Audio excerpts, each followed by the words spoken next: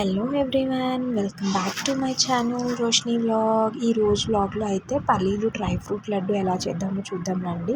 So ముందుగా దానికోసం నేనైతే చూపిస్తున్న కప్తో 2 కప్స్ ఆఫ్ పల్లీలు అయితే తీసుకొని లో ఫ్లేమ్లో నేనైతే వేయించుకుంటున్నాను. పల్లీలు కూడా మనం హై ఫ్లేమ్లో పెట్టి వేయించుకుంటే త్వరగా మాడిపోతుంది, లోపల పల్లీలు వేగినట్టు అయితే ఉండదు. సో అందుకోసమే నేనైతే లో ఫ్లేమ్లో వేయించుకొని పక్కన పెట్టుకున్నాను. తర్వాత ఫస్ట్ చూపించిన కప్తో అదే సేమ్ కప్తో 2 కప్స్ ఆఫ్ నువ్వులు అయితే నేను తీసుకుంటున్నాను. నువ్వులు కూడా అంతే, మనం హై ఫ్లేమ్లో మాత్రం వేయించకూడదు, లో ఫ్లేమ్లో వేయించుకుంటూ ఉండాలి. నువ్వులు త్వరగా మాడిపోతాయి. నువ్వులు మొత్తం వేగే వరకు ఉండదు, జస్ట్ మనకి చిటపటలాడతాయి అన్నమాట. అవి వేగినప్పుడు ఆ టైంలో ఒక ప్లేట్లో పోసుకొని ఆరబెట్టుకుంటే సరిపోతుంది.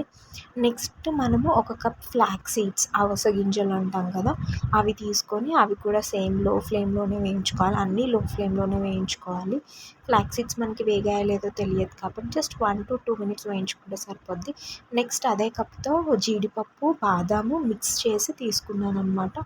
అవి కూడా లైట్గా వేగిన తర్వాత ముందుగా ఏవైతే అన్నీ వేయించుకున్నామో అవన్నీ ఒక మిక్సీ జార్లో వేసుకొని 2 కప్స్ ఆఫ్ బెల్లం వేసుకొని ఇట్లా పిండి పట్టుకొని మనం లడ్డూలు అయితే చేసుకోవచ్చు. ఇక్కడ నేను బెల్లంది క్లిప్ యాడ్ చేయలేదు.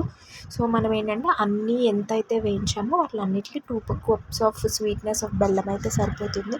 అది వేసుకొని మిక్సీలో ఇలా పొలి పట్టుకుంటే పల్లీలు డ్రై ఫ్రూట్ లడ్డు అయితే రెడీ అయిపోతుంది.